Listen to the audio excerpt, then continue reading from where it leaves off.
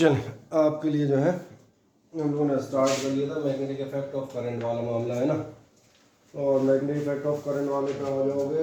कल कुछ क्वेश्चंस करा दिए, तो पहले ये बताओ कल क्वेश्चंस आपने एक बार घर जाके देख लिए? हाँ या ना बताएं। बढ़िया, अगर कल क्वेश्चंस आपने देख लिए हैं तो फिर एक बार और चला जाता हूँ आगे। चलो यही से स्टार्ट करके बताते आते हैं। ये क्वेश्चंस आपने कर लिए थे, उनके थे आपके पुराने तमाम सारे बोर्ड एग्जामिनेशंस के थे। मुझे लग रहा है कहाँ तक लास्ट किए थे, ये सारे कर दिए थे। चार्ज पार्टिकल पोटेंशियल डिफरेंस आपका कितना हो जाएगा है ना। लास्ट के आपके एक आध दो अगर बचे हैं तो मेरा आग्रह रहेगा उनको आप एक बार निपटा दें। कुछ क्वेश्चन मैं आपको और करा देता हूँ, और कुछ क्वेश्चन में आपके पास आ जाएंगे न्यूमेरिकल्स, और न्यूमेरिकल आएंगे तो एक सीरीज में बताते आता हूँ। फुर्ती से आप करते जाइएगा और इनको घर जाके भैया रिपीट कर लें, क्योंकि फिर आपसे रिपीट का ऐसा कर दूँ रिवीजन है, टाइम अपने पास कम होगा है ना। अब आप क्या करते जा रहे हैं, ये आप फटाफट फटाफट देखते हुए जाएंगे। हाँ, magnetic field due to a current carrying straight wire, यहीं कहीं हमारे सवाल शुरू हो जाते हैं आपके लास्ट ईयर से ना। बाकी ये तमाम सारे कुछ क्वेश्चन में कराए थे, लास्ट के 3-4 छूटे हुए थे, तो इनको एक बार चेक करके मुझे अगले राउंड पे आप पूछ सकते हैं फुर्ती से, और फिर हम इसको मान लेंगे एंड नेक्स्ट राउंड पे। कल हम कुछ और स्टार्ट करेंगे, शायद EMI और AC वाले टॉपिक स्टार्ट कर लेंगे। जहाँ देखें ध्यान से, करंट कैरिंग स्ट्रेट कंडक्टर। चलो, कोई बेचारा कुछ पूछ रहा है क्या मुझे? इसकी वॉइस पर्याप्त है कि नहीं है? चल अब ठीक है। Magnetic field due to a current carrying straight wire, एक स्ट्रेट वायर की मैग्नेटिक फील्ड से रिलेटेड क्वेश्चन। हम सबसे पहले सबसे सिंपल वाले क्वेश्चन से स्टार्ट करते हैं। स्ट्रेट वायर की करंट याद होगी, μ0/4π2I/d होती थी। आ जाओ, छोटे छोटे क्वेश्चन हमने कहा तुम्हारी बोर्ड एग्जामिनेशन में तमाम सारे हैं।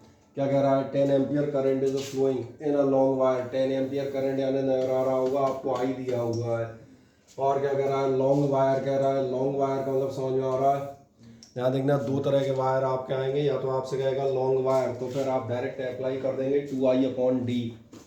और बाय द वे कहीं ऐसा आएगा एक शॉर्ट वायर है, दोनों सिरे इतना इतना एंगल बना रहे हैं, तो उसका भी केस आपको याद है। फिर आपका फॉर्मूला होता है I/d sin φ1 प्लस sin φ2। ये मैंने इसलिए बता दिया कि दोनों केसेस आपको देखने पड़ेंगे। कह रहा है इंटेंसिटी ऑफ मैग्नेटिक फील्ड आप कैलकुलेट करें at a distance 10 metre from the wire. और मुझे लग रहा है इस क्वेश्चन के लिए nothing is to be done, और मैं यहाँ पे कैलकुलेट भी बहुत ज़्यादा नहीं करने वाला। पहला क्वेश्चन तो मैं याद दिला देता हूँ, क्या था आपका? μ0/4π2I/d। बस यही लॉन्ग वायर का फॉर्मूला उठा लोगे, और फॉर्मूला उठा लेंगे तो कितना हो जाएगा? मुझे लग रहा है μ0/4π की आपको वैल्यू मालूम है। 2I/d पे जाओगे तो 2 हो गया, आई के साथ आप देखना कितना हो जाएगा। ये आपका कितना दिया हुआ है? 10 एम्पियर। और डिस्टेंस भी आप चले जाएंगे, डिस्टेंस कितना दिया है? ये भी 10 मीटर ही दिया है। बढ़िया, 2 × 10⁻7 आ रहा होगा। और इस क्वेश्चन को चाहना तो नोट करना, नहीं नोट करोगे तो भी कोई दिक्कत नहीं। बहुत ध्यान से क्वेश्चन देते हैं, एक आध हिंट नोट कर लें, कोई सवाल करने की जरूरत नहीं है। घर जाके शीट आपको भेज रहा हूँ, एक बार आप उसको कैलकुलेट कीजिएगा। किसी क्वेश्चन में आप अटक जाए तो एक बार उस पर्टिकुलर को वीडियो रिकॉर्डिंग से आप चेक कर लेना। मेरा कितना हो जाएगा? 2 × 10⁻7 टेस्ला। क्या है, समझ में आ जाता है? साथ ही साथ नोट करते हैं कौन सा फॉर्मूला लगना है, कौन सा क्या लगना है। और सबसे बड़ी बात, नोट नहीं, आप जहाँ मौजूद हो वहाँ तो डिस्कशन कि तुम्हें समझ में आ रहे हैं कि नहीं, क्योंकि नोट करने से क्या होगा।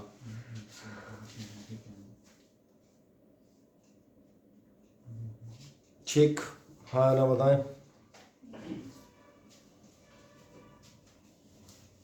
अब कोई किसी को डाउट कहीं से कहीं तक? नहीं, बढ़िया। एक और क्वेश्चन ट्राई करते हैं इसके जस्ट बाद वाला, ध्यान देखना। ये आपसे कह रहा है what current should flow in a 10 metre long wire. एक 10 मीटर लंबे वायर से आपकी कितनी करंट फ्लो हो, प्रोड्यूस ए मैग्नेटिक फील्ड इतनी at a distance 20 centimetre from the wire. 20 centimetre के डिस्टेंस पे अगर आप चाह रहे हैं तो इस लंबे वायर की वजह से आपकी मैग्नेटिक फील्ड कितनी प्रोड्यूस होगी। सबसे पहले तो ये देखो डिस्टेंस के कंपैरिजन में जो आपकी लेंथ दी है, मेरी बात ध्यान से सुनना। यहाँ पर दो तरह के केस आएंगे और मैं दोनों यहाँ दिखा देता हूँ। आपका एक 10 मीटर लॉन्ग वायर है और आपका एक 20 सेंटीमीटर पे पॉइंट है। पॉइंट कितने सेंटीमीटर पे नजर आ रहा है? 20 सेंटीमीटर पर। और अब मेरा सवाल देखना, मैं सवाल को हल्का सा चेंज करता हूँ। आपने वायर की लेंथ कितनी मानी है? 10। मैं यहाँ मान लेता हूँ यह 10 सेंटीमीटर और पॉइंट है आपका 20 सेंटीमीटर। और यहाँ पर आपके वायर की लेंथ है 10 मीटर और डिस्टेंस है 20 सेंटीमीटर। इन दोनों में फ़र्क नज़र आ रहा है, क्या हो रहा है? अगर आप ध्यान देखें इसमें डिस्टेंस और लेंथ दोनों कंपेरेबल है, इसका मतलब इसमें आपको ये थीटा निकालनी पड़ेंगी। और एक मज़ेदार बात है, ये मत पूछना है थीटा कितनी होगी, क्योंकि हर आदमी पता लगा लेगा। ये आपका 5 होगा, ये आपका 20 है, यानी 5 की वैल्यू कैलकुलेट की जा सकती है। ये कोई बहुत महान काम नहीं है, जैसा भी क्वेश्चन दिया हो उसके अकॉर्डिंग। यहाँ पर क्या है देखना, जब 10 सेंटीमीटर और 20 सेंटीमीटर है तो मैंने कहा दोनों कंपेरेबल है, तो आप कौन सा वायर लगाएंगे? Finite length. और इसमें जो फॉर्मूला आप इस्तेमाल करेंगे वो आपका कौन सा होगा? Sine phi 1 plus sine phi 2 वाला। और वाला कह रहा हूँ मतलब याद आ जाना चाहिए कौन सा। लेकिन जरा जिस क्वेश्चन पे हमें उसको ध्यान से देखो, क्या है समझ में आ रहा है? यहाँ आपका डिस्टेंस है 20 सेंटीमीटर और वायर की लेंथ है 10 मीटर। यानी अगर आप ध्यान से देखें तो ये वायर इस डिस्टेंस के मुकाबले तो इनफाइनाइट ही मान लिया जाएगा। तो इसलिए ध्यान देखना, हम यहाँ पर ये वाली चीज़ इस्तेमाल इस क्वेश्चन में नहीं करेंगे। हाँ, जहाँ मैंने कहा था ज़रूरत पड़ जाएगी, जहाँ कंपेरेबल हो वहाँ पर आप कीजिएगा भी, क्योंकि कई बार ये डिसीजन आपको पेपर में बैठ के लेने पड़ेंगे कि हमारे डिस्टेंस कंपेरेबल है या फिर नहीं है। आ जाओ, फिलहाल हम इस पे जाते हैं। ये आपको दिख रहा होगा लॉन्ग वायर का केस है। फिर आप वहीं आ जाएंगे, कहाँ आ जाएंगे? ये आपका आ जाएगा म्यू नॉट अपॉन 4 पाई और साथ में 2I/d।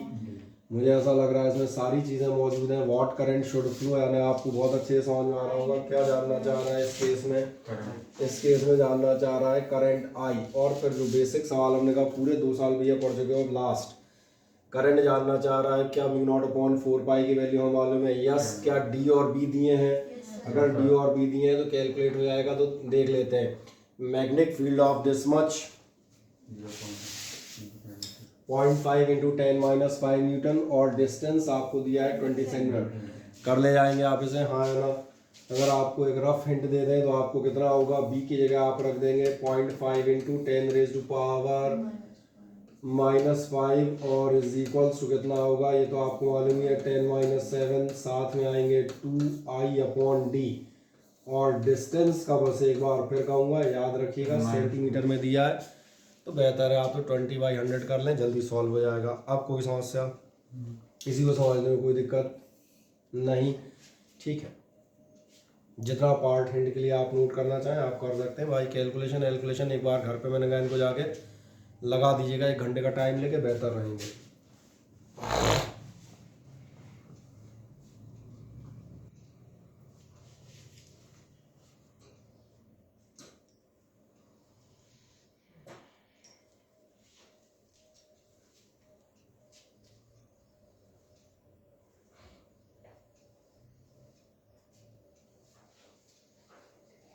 ठीक, अब की बार इसी का एक बेहतर क्वेश्चन है, उसकी चर्चा कर लेते हैं।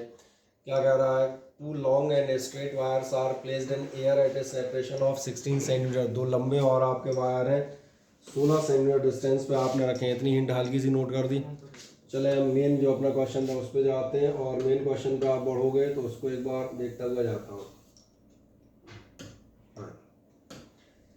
2 वायर आपके प्लेस हैं 16 सेंटीमीटर के डिस्टेंस पे। सबसे पहले एक काम करते हैं, 2 वायर प्लेस कर लेता हूँ 16 सेंटीमीटर के डिस्टेंस पे। एक वायर हमारा ये रहा और दूसरा वायर मैंने मान लिया ये रहा। बीच का डिस्टेंस आपको दिया है यहाँ से यहाँ तक का लॉन्ग वायर है, इसलिए कोई समस्या नहीं है। और इनके मिड पॉइंट पे कुछ चर्चा करना चाह रहा है। मिड पॉइंट का मतलब समझ में आ रहा होगा, दोनों साइड से डिस्टेंस आपके 8 and 8 सेंटीमीटर होंगे। कह रहा है separation of this each wire carries A current of 4 ampere in one direction in opposite direction. यानी 2 केस हैं। अभी मैं पहले केस की चर्चा कर देता हूँ, दूसरा आपको अपने आप क्लियर हो जाएगा। कैसी करंट कैरी कर रहे हैं? इन वन डायरेक्शन, यानी सेम डायरेक्शन में, यानी ये भी आपकी I1 है और वैसे हम बता दें सेम ही करंट है, इसलिए कोई समस्या नहीं। अभी इन दोनों करंट के क्या है, डायरेक्शन भी आपके सेम है। क्या ये नज़र आता है ना? अभी जानना चाह रहा है in each case calculate the magnetic field mid point between the 2 wires. दोनों केसेस में आप इस मिड पॉइंट पर मैग्नेटिक फील्ड कैलकुलेट करें मध्य बिंदु पर। और अगर ऐसा करना चाह रहे हो तो फिर क्या क्या करोगे? आओ हम बात करते हैं। नंबर 1, क्या आपको मालूम है जो आपका बी नेट आएगा, पहले केस की बात कर रहा हूँ, ये आपका B1 प्लस या माइनस का B2 आएगा। बस ये डिसाइड करना पड़ेगा B1 प्लस का आएगा या माइनस का, उसको एक और बार डिसाइड करता हूँ। यानी ध्यान देखना आपका बी नेट, अभी जो आपने पढ़ा है पहले उतने की चर्चा कर दूँ। क्या आपको इसका B1 ध्यान आ रही है कितनी होगी? B1 इज इक्वल्स टू होगा mu naught upon 4 pi 2 into आई दिया हुआ था क्या? 4 एम्पियर, बढ़िया, अपॉन डी दिख रहा होगा यहाँ से यहाँ तक रह गया 8 सेंटीमीटर। तो ये मैंने कर दिया 8/100। अभी मैं ऑप्शन खोले हुए हूँ, पता नहीं बीच में प्लस है या माइनस। और अगला वायर ध्यान देखना म्यू नॉट अपॉन 4 पाई, क्या उसमें भी इतनी करंट है? बढ़िया, कभी सेम देगा कभी 4 और 6 दे देगा, और वैल्यू आप रख सकते हैं इजीली। ये भी आपका सेम डिस्टेंस 8/100। ये दोनों तो चलो हो गए हमारे, और म्यू नॉट अपॉन 4 पाई की वैल्यू आपको मालूम थी। बस समस्या ये है, ये आपके B1 plus minus B2 plus लें या माइनस लें। आप इस पॉइंट पे ध्यान से देखो, इस पॉइंट पर जो मैग्नेटिक फील्ड लगेंगी कैसे पता चलेंगी? दोनों सेम डायरेक्शन में मैग्नेटिक फील्ड है वो उसमें से एक बताया, उसमें सेम डायरेक्शन में होंगे तो अट्रैक्टिव होती। नहीं, वो फोर्स था। अगर सेम डायरेक्शन होगा तो दोनों एक दूसरे को अट्रैक्ट करेंगे, अगर ये होगा तो दोनों एक दूसरे को रिपेल करेंगे। यहाँ पर ध्यान देखना, फोर्स का क्वेश्चन नहीं है, इसीलिए क्वेश्चन बहुत ध्यान से करा रहा हूँ। यहाँ पर ये प्रश्न है कि यहाँ पर लगने वाली मैग्नेटिक फील्ड टोटल कितनी होगी।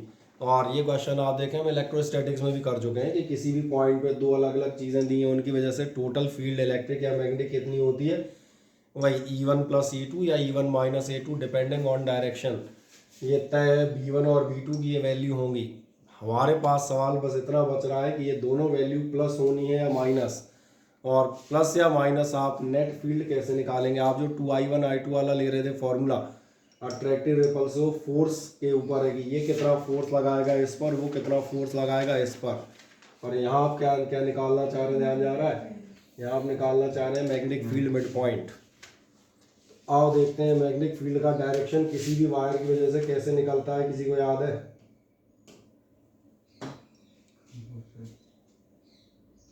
The best way.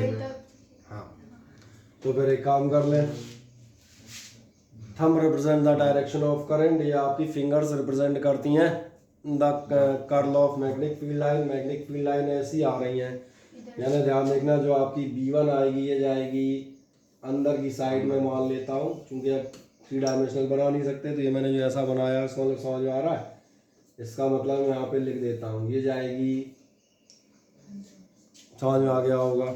Inward check कर लो, फिंगर ऐसी आ रही हैं। अभी जरा इसको चेक करना, एक मजेदार बात है, वो इसके राइट पे और लेफ्ट पे है, तो इधर से तो आएंगी ना। और अगर ऐसा करोगे तो फिर आप चलो P हम बगल में लिख देते हैं इसका, ताकि अलग से देखें। ये था पॉइंट P, और इस पर जो मैग्नेटिक फील्ड लगेगी वो ध्यान देखना, वो मैग्नेटिक फील्ड कैसी लगेगी, वो मैग्नेटिक फील्ड लगेगी। और इसमें कहा था आपको लॉज पता होने चाहिए, किसी क्वेश्चन में निकालना पड़ गया बिना लॉज के आप कैलकुलेट कर ही नहीं पाएंगे। तो क्या नज़र आ जाता है, thumb representing the direction of current, magnetic field line से इधर अंदर आ रही है। इसमें देखोगे thumb represents the direction of current, आपकी मैग्नेटिक फील्ड इधर से ऊपर आ रही है, तो ये ऊपर हो गई, ये नीचे हो गई। खत्म बात, मुझे लग रहा है। इसका मतलब यहाँ पर प्लस नहीं होगा, यहाँ पर क्या होगा? और एक बड़ी मजेदार बात, अगर माइनस करोगे तो बिना कुछ सॉल्व किए इसका आंसर भी आ जाएगा, और वो आंसर हो जाएगा इंस्टेंट 0। तो एक्चुअली इसमें सवाल नहीं करना था, इसमें यही निकालना था कि पहली बात तो दोनों इंटेंसिटीज आपको दिख जाए तो कर दें मजे से। एक मिनट का टाइम देता हूँ मैं आपको।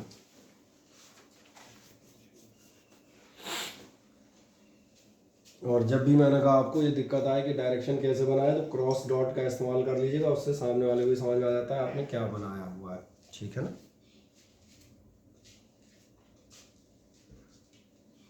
सर राखी ऑनलाइन है क्या? राखी का पता नहीं, देखना पड़ेगा, हो भी सकती है।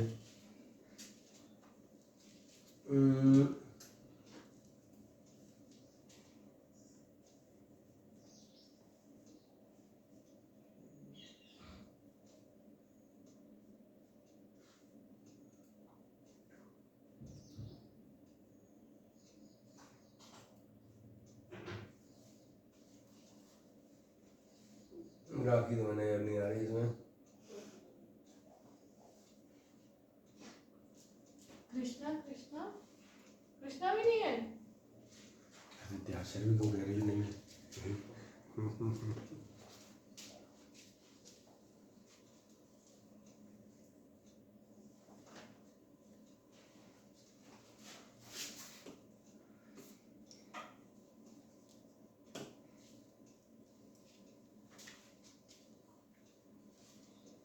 कर दिया। अब एक अंदाज बता देता हूँ, इसे सेकंड पार्ट में सॉल्व नहीं करूँगा, पहला पार्ट सॉल्व हो गया। ज़रा सेकंड पार्ट देखें। अगर मान के चलें बाय द वे आप इस करंट का डायरेक्शन अपोजिट कर देंगे, उसने दूसरा भी कहा है करंट का डायरेक्शन अपोजिट कर देंगे, तो एक मज़ेदार बात होगी। वैसे तो खुद ही अंदाज लगा लो, बिना हाथ घुमाए भी एक चीज़ सोच सकते हो, करंट उल्टा करोगे तो फील्ड उल्टे हो जाएगी। इसका मतलब ध्यान जा रहा है, जो B2 अपवर्ड आ रही थी वो डाउनवर्ड जाने लगेगी। नहीं आया दिमाग में, सीधा शॉर्टेस्ट कट। मैंने क्या कहा, जब आप करंट का डायरेक्शन रिवर्स करेंगे तो कॉमन सेंस है कि आपकी ये फील्ड रिवर्स हो जाएगी। अगर अकेला वो क्वेश्चन होता तो हम निकालते, चेक कर लेते, देख लो ये अंदर जा रही है, लेकिन चूंकि इसमें है तो वैसे ही अंदाज लगा लिया। अगली बार ये जो फील्ड है देखना ये किस में कन्वर्ट हो जाएगी, और इसका मतलब समझ आ रहा है, रिजल्ट आपका माइनस नहीं होगा। अब अगली बार आपका सेकंड केस में रिजल्ट कितना होगा, वो दोनों प्लस हो जाएंगे, क्योंकि ये दोनों इन्वॉल्व है और मेरा ख्याल है डबल इसका कर ही लोगे, तो ये ऐसी कोई महान बात नहीं है। तो इसका मतलब सेकंड केस आपका इंस्टेंट निकल आएगा। अब कोई दिक्कत कहीं से कहीं तक, सेम प्रोसेस कर देंगे, बस डायरेक्शन बता देना। In the second case direction इतना इतना लिख दो, बाकी एक हिंट के लिए, बाकी एक बार घर पे जाकर उसको निकालना। समझ आ गया। सेकंड केस में क्या होगा, B2 का डायरेक्शन क्रॉस हो जाएगा, नहीं इनवर्ड हो जाएगा।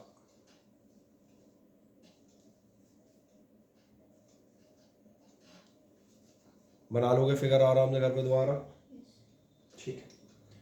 नेक्स्ट आ जाएगा, अब की बार आपका एक क्वेश्चन आता है सर्कुलर कॉइल के एरिया से। सर्कुलर कॉइल के एरिया से जो आपका क्वेश्चन है, आपसे कहता है flat circular coil has 40 turns. किसी सर्कुलर कॉइल में आपके पास कितने टर्न्स हैं, आपके पास 40 टर्न्स है, and the mean radius of the turn is 0.1 metre. मुझे लग रहा है या तो आपने कैपिटल R से लिखी होगी या A से लिखी होगी, कोई दिक्कत नहीं, समझ आ रहा है। जनरली इन्हीं दो वर्ड से हम यूज़ करते हैं। N दिया है, R दिया है, calculate the intensity of magnetic field at the centre. कहाँ निकालनी है, ध्यान देखना, ये जरूर पढ़ लीजिएगा। आपको कैलकुलेट करनी है magnetic field at the centre, और जब कह रहा है जबकि 5 एम्पियर करंट यानी कि आपको I दिया हुआ है, तो फिर मैंने कहा भैया न्यूमेरिकल ये मत कहना लगाए नहीं लगाए किस चैप्टर के, ये वाला लगाया वो वाला लगाया, कुछ नहीं होता। न्यूमेरिकल या तो लगाए होते हैं या नहीं लगाए होते, ये ना किसी चैप्टर पर डिपेंड करते हैं ना किसी पर, सिर्फ इतनी बात पर डिपेंड करते हैं उस टॉपिक से रिलेटेड आपको फॉर्मूले याद हैं या नहीं। हमने करा रखे हैं फॉर्मूले याद हैं तो भी नहीं होंगे, और हमने नहीं करा रखे फॉर्मूले याद हैं तो हो भी जाएंगे। बढ़िया। क्या आप इसका आंसर बता सकते हैं, सर्कुलर कॉइल के सेंटर पे कितनी मैग्नेटिक फील्ड होती है? बढ़िया, डिटेल लिख देता हूँ आपको, मालूम है बी सेंटर होता है μ0/4π। आपने बढ़िया पूरा फॉर्मूला बताया, ये सही है, 2πNI/R यही होता है। तो मुझे लग रहा है इस बात बचा क्या यार, इतना और बताओ, μ0/4π 10-7 है, इंटू थोड़ी सिखाएंगे 12th में पास हो जाने वाले आदमी को। एन आपके पास मैंने सामने लिखा है 40 है, आई आपको दिख रहा है 5 एम्पियर है, आर आपको दिख ही रहा है 0.1 metre. Then what is to be done by me, सही ना। इसीलिए मैंने कहा जब सवाल लगाना तो इस लेक्चर को एक बार खोल लेना, कहीं वैसे मुझे नहीं लगता कहीं बहुत ज़्यादा अटकोगे।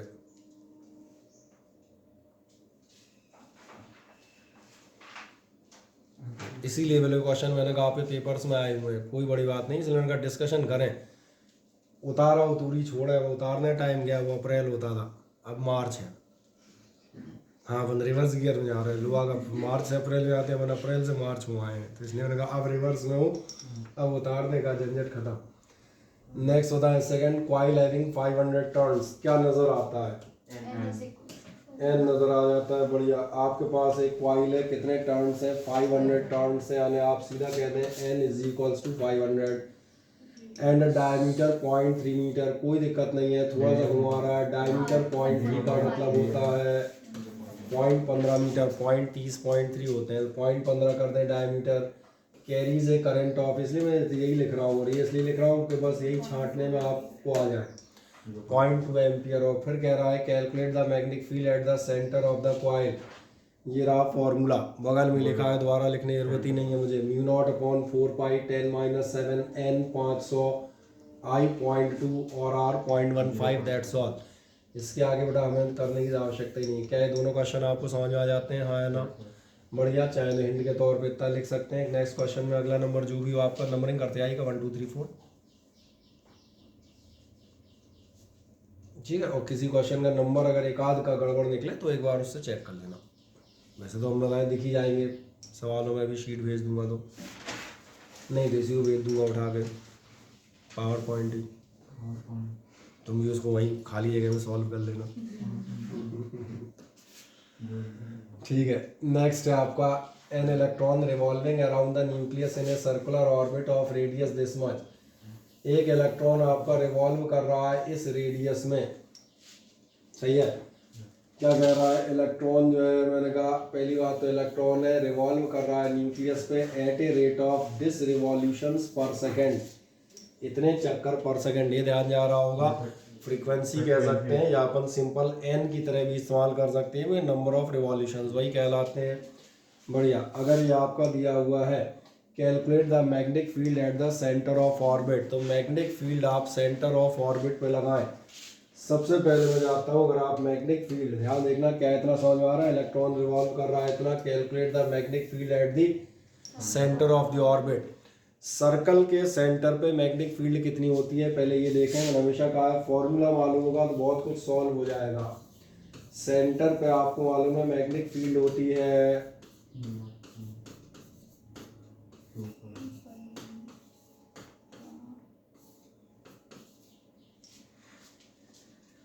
आओ देखते हैं इस प्रश्न में हमें क्या क्या दिया गया है। क्या हमें म्यू नॉट अपॉन 4 पाई मालूम होता है, हाँ ना बताएं। चलें इसको हटा दें। क्या 2 पाई मालूम होता है, इसको हटा दें। जरा देखें ध्यान से, क्या नंबर ऑफ टर्न्स हमें दिए गए हैं, रिवॉल्यूशंस यानी नंबर ऑफ टर्न पर सेकंड दिए गए ना, एक सेकंड में इतने रिवॉल्यूशंस, एन दिया हुआ है। बढ़िया, क्या आपको आर दिया हुआ है रेडियस ऑफ द ऑर्बिट, जरा पूरा चेक करें आए, कहीं दिख रहा है क्या? ठीक है ना, स्मॉल आर से लिख दी थी, कैपिटल आर से आप रेडियस ऑफ ऑर्बिट लिख लें, कोई दिक्कत नहीं। क्या आपको कैपिटल आर दिया गया है, इतने में कोई शंका हो तो मुझे बताएं। यहाँ पर मात्र एक छोटी जानकारी लगेगी जो मैंने कहा इस चैप्टर की नहीं है, पिछले चैप्टर की। करंट नहीं दे रहा, क्या आपको ध्यान है current I is equals to Q I T होता है। बगल में क्या है, बगल में निकाल दीजिएगा, यहीं आई बराबर क्या होता है, इलेक्ट्रॉन का चार्ज आपको मालूम है जिस पे मैंने गोला खींच रखा है,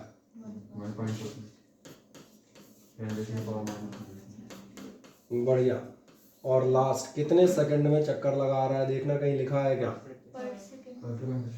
पर सेकंड का मतलब समझ में आता है, तो बढ़िया। मुझे नहीं लगता इससे बेहतर करंट आपको मिलेगी, क्योंकि डिनोमिनेटर में कुछ है ही नहीं ना, कोई कैलकुलेशन ही नहीं करनी, सीधा वही रखना है। ले आके बताओ इस क्वेश्चन में अटकेगा क्या। इसने कहा था अगर फॉर्मूला मालूम होगा, जो मैंने कहा पकड़ पाए, calculate the magnetic field at the centre of the orbit. Centre पे भैया यही फॉर्मूला है, आधी चीज़ें देख ली, ये तो मालूम ही है। एन आई और R, N number of revolutions दिए हैं, कितने चक्कर, आई और आर। आई देख लें, आई अगर हमें याद आ जाता है क्यू आई टी है तो हो जाएगा, कर दें इतना सिंपल। बाकी आप कैलकुलेट करेंगे, और ये याद रखिएगा इस बार हम कैलकुलेशन एक भी नहीं करेंगे, because we are here to discuss the physics, not the intos and divides.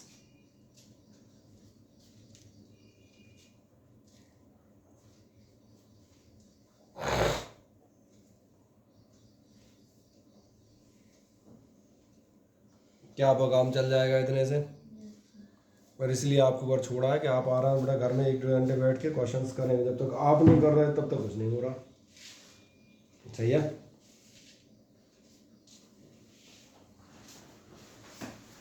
तो एक सर ने एक बहुत अच्छा एग्जांपल दिया था, मुझे बहुत प्यारा लगा था एग्जांपल लड़कियों के काम का।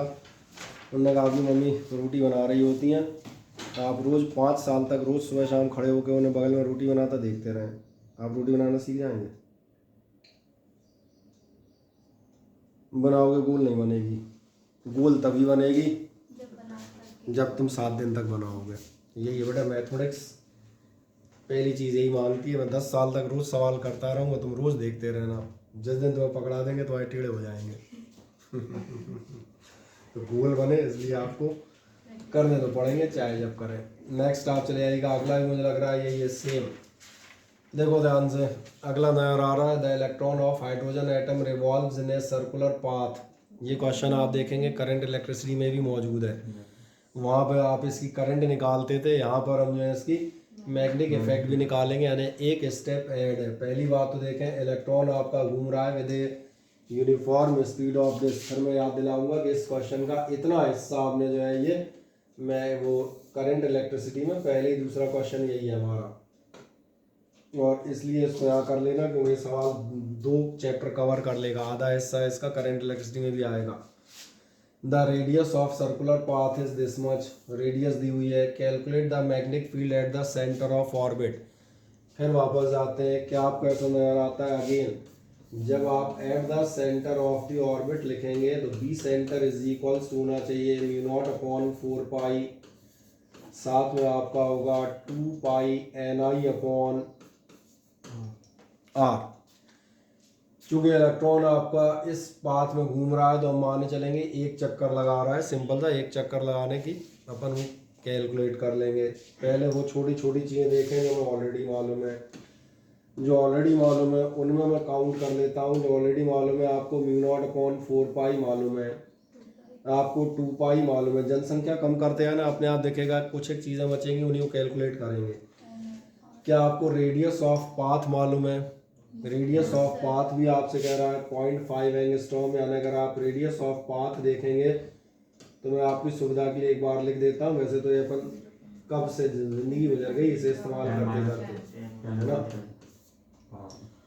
अब सवाल बचा केवल आपका करंट का, और करंट कितनी होगी बस इस पे हमें जाना है। The electron of hydrogen atom, इसके लिए ध्यान देखना हमें कौन से चैप्टर में जाना पड़ेगा, और इसलिए उन्होंने कहा यहाँ जो मैं आपका क्वेश्चन कर रहा हूँ ये करंट इलेक्ट्रिसिटी में क्वेश्चन है, और उस 1 नंबर के न्यूमेरिकल को हम यहाँ पर दोबारा से उतना हिस्सा कॉपी पेस्ट करते हैं। कैसे करना पड़ता है कि आपको मालूम है I इज इक्वल्स टू होता है Q अपॉन T। अब अगर आप एक चक्कर की बात जाएंगे, क्योंकि हमने एक राउंड लिया है, 10-20 लेते तो फ्रीक्वेंसी दी होती है, एन दिए ही होते। क्या आपका याद आ रहा है QIT में एक चक्कर का टाइम पीरियड होगा, और बता देंगे एंड टाइम पीरियड अभी आप मैग्नेटिक इफेक्ट में ही पढ़ चुके हैं, वो लॉरेंज फोर्स वाले में सर्कुलर पाथ पे घूमते हैं। टाइम पीरियड कितना होता है, डिस्टेंस अपॉन स्पीड, यही होता है। रख दो जरा मन में, तो इसका मतलब I इज इक्वल्स टू कितना होगा, ध्यान देखना, Q अपॉन T रखा जाएगा 2 पाई R अपॉन V।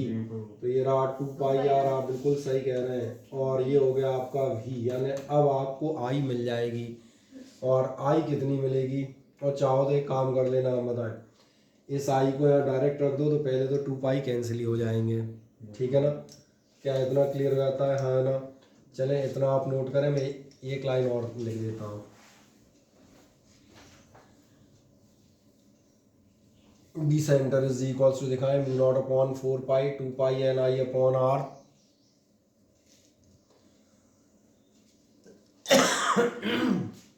वो पूछ मत शो करने लगना कि आर दिया है इतना, वो तो मुझे दिख रहा है, दिख जाएगा सवाल में। हाँ नहीं कोई कहे सर पूछ भी निकालूँ क्या, उधर तो मैं समझा रहा था, अभी वैल्यू रखूँगा जरा से मैं। ये फॉर्मूला लिख दें, मैंने कहा था केवल क्या नहीं है, आई के लिए आप निकालेंगे, क्या निकालोगे, I इज इक्वल्स होना चाहिए QIT, और T बराबर होता है 2 पाई R अपॉन V। बस इतने में मैं आपका सॉल्यूशन लगभग कंप्लीट कर दूंगा। यानी I इज इक्वल्स टू कितना हो जाएगा 2 पाई R अपॉन V। तो पहले फॉर्मूला देख लिया, जो अननोन थे उसकी तलाश में चले गए, और जब ये भी मिल गए तो अब क्या आप यहाँ तक पहुँच गए, हाँ ना मुझे बताएं। बस तो एक काम कर दो, हैंस आपका B इज इक्वल्स टू कितना होगा, ध्यान देखें, B इज इक्वल्स टू होगा म्यू नॉट अपॉन 4 पाई 2 पाई, n की ज़रूरत नहीं है क्योंकि सिंगल चक्कर पे जा रहे हैं, अपॉन R, देख रहे हैं, mu naught upon 4 pi 2 pi upon R, n मैंने मान रखा है 1, और I कितना है,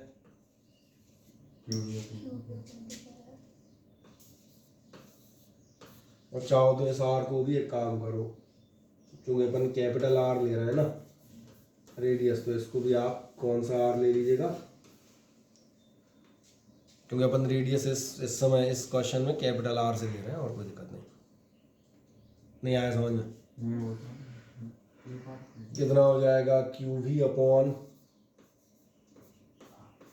बस मुझे लग रहा है तुम्हें एक सुविधा मिल गई, वैल्यू रख लेने से सुविधा समझ में आ गई। 2 पाई कुछ चीज़ें कैंसिल हो जाएंगे, जितना कैंसिलेशन होगा सवाल की कैलकुलेशन होती थोड़ा आसान हो जाती है। 2 पाई कैंसिल कर लें। अब जरा ध्यान से देखें क्या आपको हर चीज़ मालूम है बची हुई, उस पर हम बात कर देंगे। और हर चीज़ से मेरा मीनिंग है क्या क्या मालूम है आप जरा चेक कर लें। म्यू नॉट अपॉन 4 पाई मालूम है, क्यू यानी कि चार्ज ऑफ इलेक्ट्रॉन मालूम है, वी यानी कि स्पीड मालूम है, आर यानी कि आपको। इसके बाद जो स्टेप है वो केवल क्या है, वैल्यूज और कैलकुलेशन, दैट्स ऑल। अब कोई समस्या हो तो बताएं, जनरली नहीं कर लेंगे आप इसको प्रश्न को।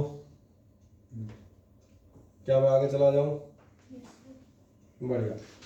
देन एक नेक्स्ट बढ़िएगा, ये कह रहा है calculate the intensity of magnetic field at a distance of 0.12 metre on the axis of a flat conducting coil. बढ़िया। अब की बार आपका केस चेंज हो जाता है, आपका क्वेश्चन चेंज है। अब क्वेश्चन काय पर डिपेंड कर रहा है। अब ये क्वेश्चन कह रहा है कि अब आप काय पे कैलकुलेट करें, अब आप कैलकुलेट करेंगे एक्सिस पर। और एक्सिस पर आप कैलकुलेट कैसे करेंगे, एक्सिस का फॉर्मूला किसी को याद है?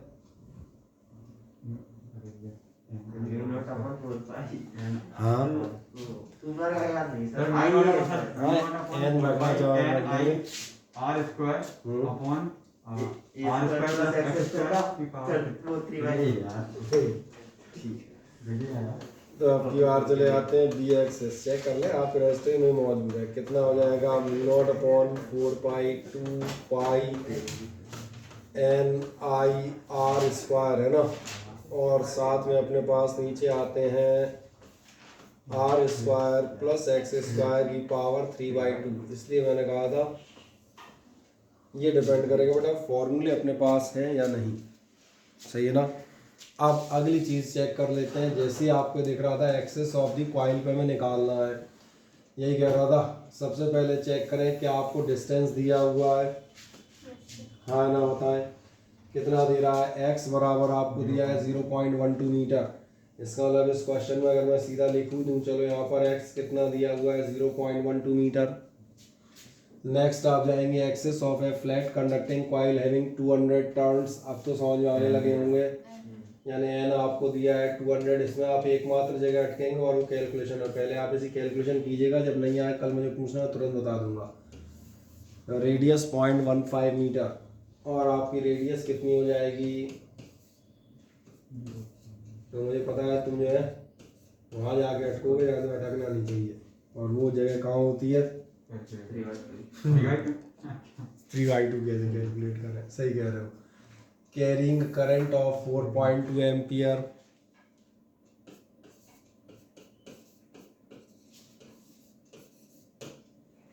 बस क्या चाहिए था, यही चाहिए था ना। एन चाहिए थे, मौजूद है, आई मौजूद है, आर मौजूद है, एक्स मौजूद है, बचा क्या तुम्हारा, बताओ। अब तुम्हें केवल पावर 3/2 निकालनी है, तो पहले तुम कोशिश करो। कोशिश करेंगे बताना, बिना कोशिश के बताओगे बेटा वही स्थिति हो जाएगी। मैं कहता हूँ हम बगल में खड़े खड़े करते रहेंगे तो मजे लेते रहोगे।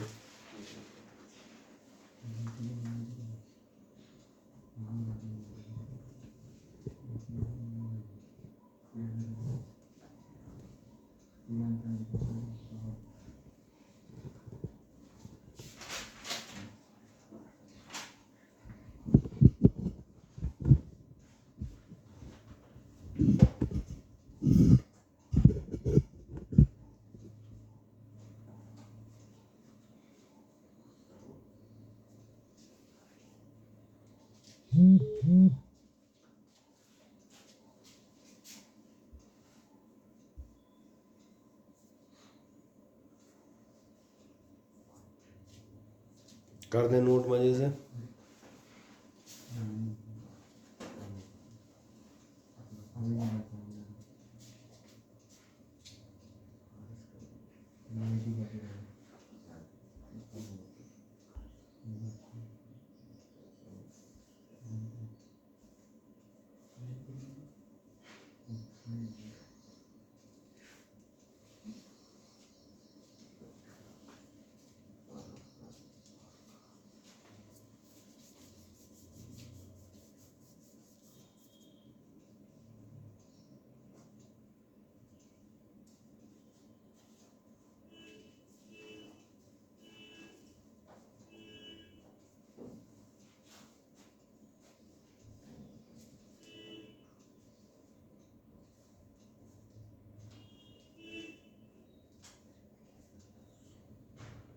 क्या आपने इतना नोट कर दिया? हाँ ना बताएं।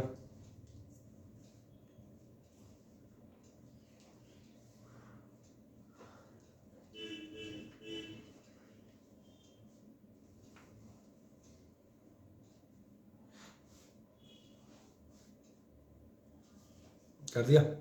चलें कैलकुलेट में करना। एक नेक्स्ट आप जरा देखें अगला क्वेश्चन आपसे क्या कह रहा है। अगला क्वेश्चन आपके नेक्स्ट टॉपिक से, सब टॉपिक वाइज आपके बराबर एक के बाद एक चलते गए होंगे। नेक्स्ट जरा देखें, पढ़े इस क्वेश्चन को क्या कह रहा है। Two parallel wires kept at a perpendicular distance between then equal to 30 centimetre. दो पैरेलल वायर एक दूसरे से 30 सेंटीमीटर की दूरी पर रखे गए हैं। अब मैं फिर याद दिलाता हूँ, एक क्वेश्चन हम पैरेलल वायर्स का पहले भी कराए थे, बट कंफ्यूज मत होना। दो पैरेलल वायर हमने एक दूसरे से डिस्टेंस पर रखे हैं। दो चीज़ें पूछ सकता है, या तो ये पूछेगा उनके बीच में मैग्नेटिक फील्ड कितनी है, और मैग्नेटिक फील्ड कैसे निकलेगी। वो तरीका वही है जो हम इलेक्ट्रिसिटी में करते थे, पहले की फील्ड प्लस या माइनस। अब प्लस या माइनस नहीं बता सकता क्यों, तो डायरेक्शन में डिपेंड करेगी। तो मैंने कहा प्लस या माइनस दूसरे की फील्ड। और एक काम ये भी हो सकता है दोनों के बीच फोर्स पूछ रहा हो, तो force between two parallel conductor से आपसे लास्ट टर्म्स पे मैंने कहा था सबसे इम्पोर्टेंट आपका डेरिवेशन है, जो एक मज़ेदार बात है, दोनों बोर्ड्स में बराबर से आता है। सीएससी वालों के लिए तो और एक मज़ेदार बात है, ये डेरिवेशन भी आता है, उसकी पूंछ के साथ चिपका हुआ सेम न्यूमेरिकल आता है। अब सेम से मतलब ये है कि ठीक है 2 एम्पियर के 4 एम्पियर हो जाएंगे। एग्जैक्ट यही क्वेश्चन आप देखेंगे कई बार रिपीट हुआ है। ऊपर इसके वो दिया है एक्सप्रेशन फॉर द या calculation of the force between two parallel infinite conductors, और उसके जस्ट नीचे आपको उसी में ये एडिशनल पकड़ाया गया है। जाओगे क्या कह रहा है, two parallel wires kept a perpendicular distance between equal to 30 centimetre. क्या ऐसा दिख रहा है, दो पैरेलल वायर के बीच का डिस्टेंस 30 सेंटीमीटर है। Carrying current 10 ampere and 15 ampere respectively. दोनों कितनी करंट कैरी ओवर कर रहे हैं, ये आपकी आ रही है 10 सेंटीमीटर और 15 centimetre. If currents are in same direction, अब यहाँ वो काम लगेगा नहीं, वो प्लस माइनस तब करते जब मैग्नेटिक फील्ड निकालनी होती, और अगर सेम डायरेक्शन में फोर्स निकालना पड़ेगा तो रिपल्सिव और अट्रैक्टिव की चर्चा करेंगे। देखते हैं क्या निकालना है, आगे जाएंगे। Calculate the force acting on this much length of the wires. इतनी लेंथ पर काम करने वाले फोर्स की कैलकुलेशन करें। अब जैसे आप कैलकुलेशन करेंगे फोर्स किसी भी लेंथ पर, तो अपने पास दो फॉर्मूले हैं, और आप ध्यान देखना इसलिए उनमें बिल्कुल साफ साफ लिखा है। मैं इसलिए पहला वाला लिख देता हूँ पहले। ये है 2I1I2 L/D, ये है न्यूटन, और या फिर आपको दिया है क्या होगा 2I1I2/D न्यूटन पर मीटर, और बिल्कुल साफ लिखा है पर मीटर लेंथ पर या ओवरऑल लेंथ पर। तो अपने को कैसा निकालना है, यानी अपने को पर मीटर पे नहीं निकालना, सही है ना। तो 5 मीटर लेंथ के लिए अपने पास सीधा फॉर्मूला मौजूद है। और जो मैं अगली बात कह रहा था, क्या इतना क्वेश्चन पढ़ने के बाद हमें ध्यान है कि μ0/4π10-7 होगा, 2 की वैल्यू 2 होती है, ये तो पता है ना। I1 और I2 दोनों करंट कितनी है, देखें येलो मार्क किया होगा, दोनों करंट कितनी है 10 एम्पियर और 15 एम्पियर। क्या 1 मीटर लेंथ पे चाहिए या किसी और लेंथ पे, तो आपको चाहिए 5 मीटर लेंथ पर, और 5 मीटर लेंथ पर चाहिए तो फिर आप अगले स्टेप में जाएंगे और वो आप क्या पहुंचेंगे इनटू 5/D। और कौन सी चीज, नहीं करंट एंगस्ट्रॉम में हो ही नहीं सकती, तुमने ध्यान नहीं दिया होगा। एंगस्ट्रॉम में हमेशा हम डिस्टेंस नापते हैं, current can never be measured, never and never be measured in angstrom. जैसे कोई आदमी चला जाए दुकान में, भाई साहब 5 लीटर कपड़ा दे दो, तो दुकानदार खोपड़ी बल खड़ा हो जाए, 5 लीटर नहीं देगा, वो समझ जाएगा आदमी गलत बोल गया, अपने को इसको 5 मीटर देने का, है ना। 100% एम्पियर होगा, और कोई तरीका ही नहीं है। और कहाँ जाएंगे, हाँ एक चीज़ क्या रह गई थी, अच्छा डिस्टेंस रह गया। डिस्टेंस जरा देखो बीच का कितना था, 30 centimetre. Distance between them equal to 30 centimetre. और मैंने कहा कुछ नहीं कर रहे तो आप सेंटीमीटर 10-2 नहीं कर पा रहे भैया, इतना कर दो, कर लोगे इंटू, हाँ या ना। और एक मजेदार बात है, 15 दूनी 30, 30 तो ऐसे ही कैंसिल हो जाएंगे बेचारे, नहीं दिख रहे, 15 टू या 30 डायरेक्ट कैंसिल हो रहा है अगर दिमाग लगाओगे तो। और फोर्स यूनिट आपको मालूम है न्यूटन। और एक लास्ट सवाल और, what will be the nature of this force, इस फोर्स का नेचर क्या होगा। बिल्कुल सही आप कह रहे हैं। इसके लिए आप एक काम करेंगे, इसके नीचे आप लिख देंगे एज I1, I2, ये ध्यान रखना, एक सेंटेंस लिख देना, are in same direction so forces, कैसा होगा फोर्स, अट्रैक्टिव। बढ़िया, तो लिख देंगे आराम से। और ये हम क्या लिख देते हैं, एज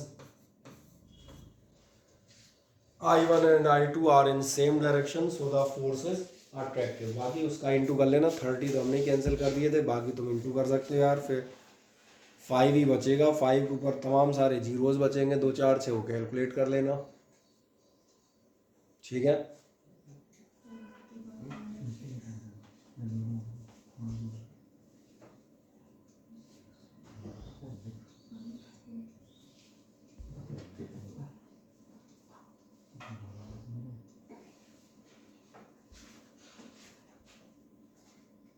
कर लोगे, बढ़िया। तो फिर एक नेक्स्ट जाते हैं अगले नंबर पे। अगले नंबर पे आप जाएंगे, अब से आपसे कह रहा है the inter separation between 2 parallel wires. और ज़्यादा अंग्रेजी मजबूत रखिएगा, इंटर सेपरेशन आपको सोचने लगे, इंटर हम तो पास करने जा रहे थे, सेपरेशन कैसे हो गया इससे हमारा। तो the inter separation between 2 parallel wires is 6 centimetre. 2 parallel wire का इंटर सेपरेशन डिस्टेंस आपको दिया है, दिख रहा होगा, ये दिया हुआ है आपके 6 सेंटीमीटर। बढ़िया, ये आपको समझ में आ जाता है, हाँ या ना। ओके, आगे जाएं। आगे कह रहा था wire carry same current in the same direction. दोनों वायर्स में सेम करंट है, और क्या कह रहा है, किस डायरेक्शन में है, ये सेम डायरेक्शन में है। अगर सेम करंट सेम डायरेक्शन में है, फिर कह रहा है फोर्स ऑफ अट्रैक्शन ऑन, इसलिए मैंने कहा था सवाल बिना पढ़े मत करना, ध्यान से पढ़ना। 1 मीटर लेंथ पर कितनी दी है, तो कह रहा है calculate the current flowing in the wires. कुछ नहीं करना है, क्या आप पहले मुझे बताएं, क्या ये force of between parallel wire का फॉर्मूला आपको मालूम है, हाँ या ना। अगर आपको फॉर्मूला मालूम है तो फिर आप कहाँ जाएंगे, आप बताएंगे एफ इज इक्वल्स टू कितना हो जाएगा, वही म्यू नॉट अपॉन 4 पाई, साथ में आपके पास होंगे 2I1 I2 अपॉन डी। और ऐसा मैंने क्यों लिया, क्योंकि 1 मीटर लेंथ की बात कर रहा है, कोई दिक्कत नहीं। अगर आप एल भी रख देंगे तो भी कुछ नहीं बिगड़ना, क्योंकि उसमें भी आप एल की जगह 1 ही रखोगे, तो इसलिए कोई ऐसी महान बात बिगड़नी नहीं है। आ जाओ, कहाँ से चलेंगे, इंटर सेपरेशन इज 6 सेंटीमीटर। और मैं फिर दिखा देता हूँ, मैं वैल्यू कैसे रखता हुआ जाऊँगा। इंटर सेपरेशन डिस्टेंस मेरा है 6 सेंटीमीटर, मैं यहाँ रख दूंगा। Then I will go the wire carry same current in the same direction. अगर करंट सेम है तो क्या आपको ऐसा नजर आता है, आई स्क्वायर हो जाएगा। बढ़िया, the force of attraction 1 metre आपका कितना है, 3 × 10⁻3। तो यहाँ कहीं कोने में आपको मिल जाएगा 3 × 10⁻3 इज इक्वल्स टू, जो मैंने कहा था ये आपको मालूम ही होता है, 2 की वैल्यू 2 होती है। आप ध्यान से देखें, मुझे ऐसा लग रहा है अगर आप इसको क्रॉस मल्टीप्लाई कर देते हैं तो आपको आई स्क्वायर इज इक्वल्स टू कुछ ना कुछ मिल ही जाएगा। नहीं, मैं निकालूंगा, अरे अभी मत निकालो। यानी आप अगले स्टेप में I is equals to this much ampere ये निकालने में कामयाब है।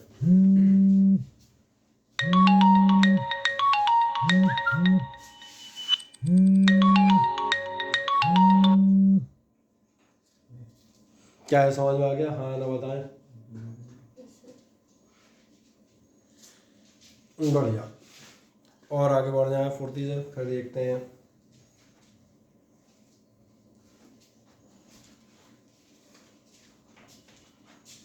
कर दें।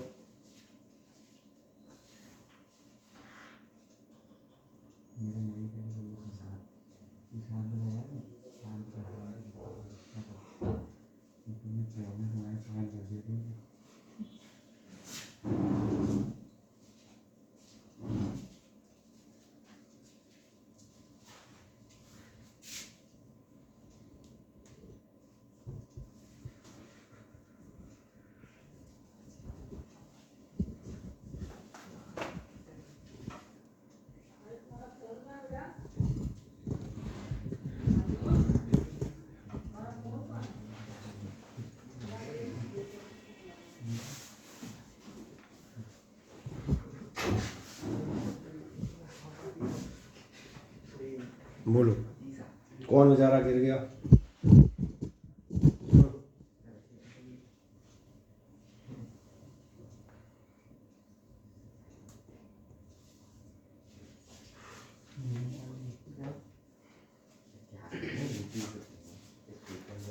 कर दिया कंप्लीट। चलें एक नेक्स्ट जरा बताएं। नेक्स्ट आप was the intensity of magnetic field at mid point on the axis of A infinitely long current carrying solenoid. ठीक, अब मुझे लग रहा है सोलेनॉइड का फॉर्मूला म्यू नॉट एन आई आपको सबसे सिंपल है, ये आपको मालूम है। चलो तो मैं और कौन सा कर दूं, एक ये आप कर सकते हो, electron is moving with velocity this much in A magnetic field intensity this much, calculate the force on electron. ये नहीं कर पाओगे? पहले वाले में बस करंट ही निकालना था। सिर्फ करंट निकाल ली। मैग्नेटिक फील्ड एट द कौन से में, उसमें लास्ट क्वेश्चन कर दे, चेक कर देते हैं ना।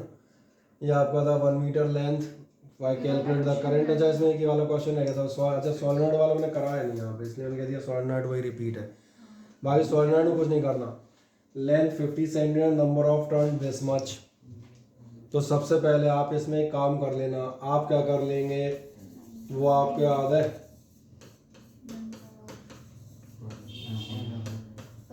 क्योंकि इसकी ज़रूरत हमें पड़ती है सोलेनॉइड में। उसमें चेक कर लेना उसमें दिए हैं नहीं, कभी नहीं दिए हो तो मैंने कहा इसको आप कर सकते हैं number of turns per unit length.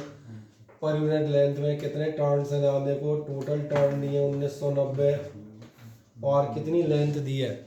50 centimetre. बढ़िया। क्या इसको मैं डायरेक्ट आधा लिख दूं? Yes sir.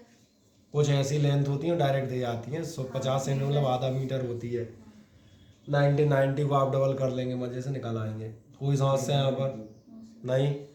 ओके। अब मुझे एक चीज़ बताएं, ये कह रहा है calculate the magnetic field eight is point inside the solenoid on its axis. आप सोलेनॉइड के अंदर किसी पॉइंट बताएं, सोलेनॉइड के अंदर कितनी मैग्नेटिक फील्ड होती है। ये भी मैं कायदा सबसे सिंपल फॉर्मूला तो यही होता है यार, एम्पियर सर्किटल लॉ की बात करते हो, mu not an I. Mu naught मालूम ही है, म्यू नॉट कितना होता है आपके लिए, म्यू नॉट की वैल्यू होती है, याद रखना, म्यू नॉट अपॉन 4 पाई बराबर 10-7 है, तो म्यू नॉट बराबर कितना हो जाएगा इंटू एन। एन आप निकाल ही चुके हो, शायद 3900 समथिंग हो गया ना। और आई, आई आपके पास कितना है 8 एम्पियर, तो केवल इंटू करना था।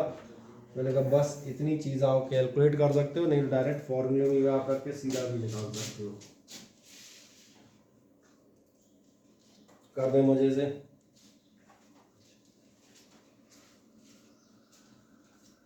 कितने क्वेश्चंस कर लिया आपने? बस 11 ही कर पाए जब से।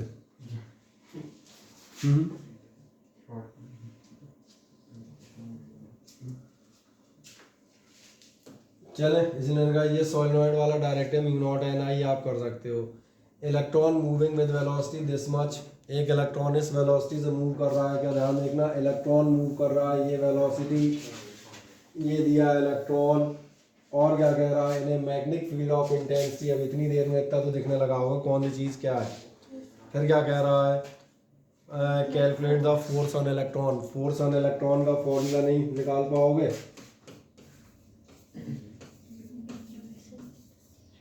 और एक मजेदार बात, अगर आपको ये ना दिया हो कि कहाँ जा रहा है, तो फिर उस केस में आप डायरेक्शन परपेंडिकुलर मानना। जनरली देते हैं at an angle of this much parallel perpendicular, नहीं गिवन हो तो फिर परपेंडिकुलर ही मान लेना।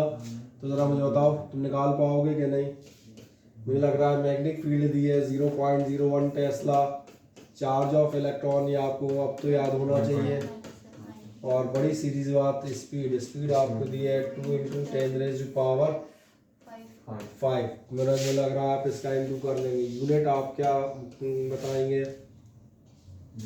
यूनिट फोर्स ही तो है न्यूटन पर एम्पीयर है फोर्स। कहाँ से आ गया? फोर्स और पर कहाँ से घुस गया जाके है ना? फोर्स केवल और केवल न्यूटन समझ में आ जाते हैं। याद आ गई। कोई बात नहीं, इसने कहा बिल्कुल है। तो लग रहा है जब आप कर लेंगे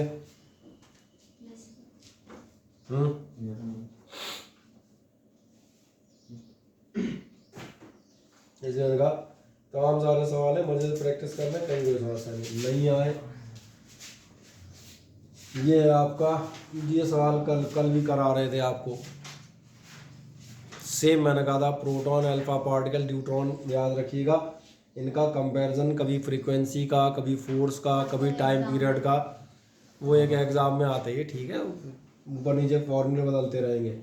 फिर कह रहा है क्या कह रहा है? Proton and an alpha particle both enter, proton है ध्यान देखना, मेन की पॉइंट दिखा देता हूँ, अल्फा पार्टिकल है enter with same velocity in a uniform magnetic field, मतलब फील्ड भी सेम हुई नॉर्मली यानी 90 डिग्री पर।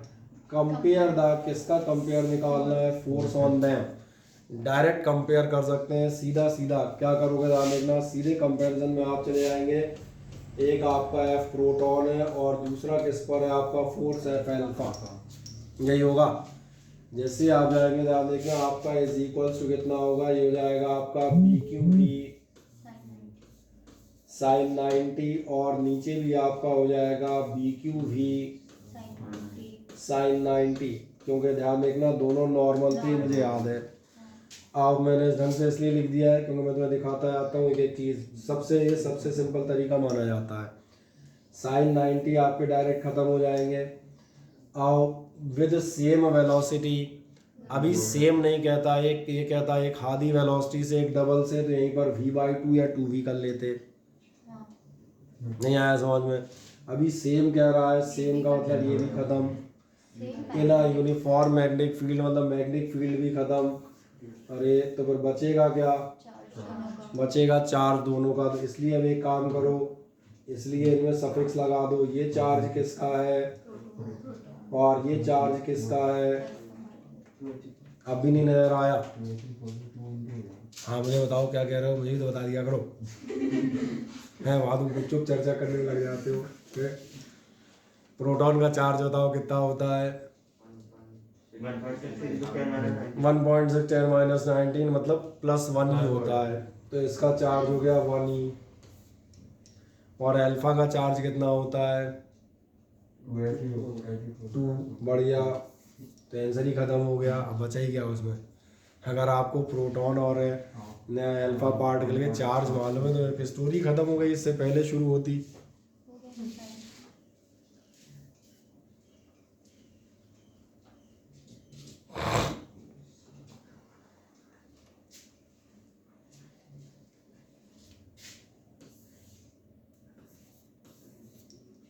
क्यों भैया?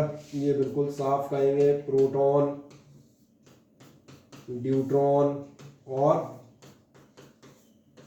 अल्फा, ये याद रखिएगा। ये याद नहीं है तो कुछ नहीं हो पाएगा। और सीधी बात कहेंगे फिर तुम्हारे 12th पास करने का मतलब भी नहीं, बोले प्रोटॉन न्यूट्रॉन ही नहीं मालूम तो 12th पास करके तुमने क्या कर लिया? बोले बेकार। फिर आप बताते हैं कि आगे आपकी लोग आगे इज्जत नहीं करते, वो इसलिए नहीं करते, है ना? हाँ। और याद रखना आगे जो सम्मान पूर्वक इंटरव्यूज में बेइज्जती की जाती है बहुत महंगी पड़ती है, वो असली वाली होती है। जब भी आप इंटरव्यू में बैठे हो और इंटरव्यू वाला आपसे कहता है लास्ट में okay we will call you later, leave your number and we will inform you, तो याद रखना ये बेटा वो जूता है जो रेशम में लपेट के धरा गया है।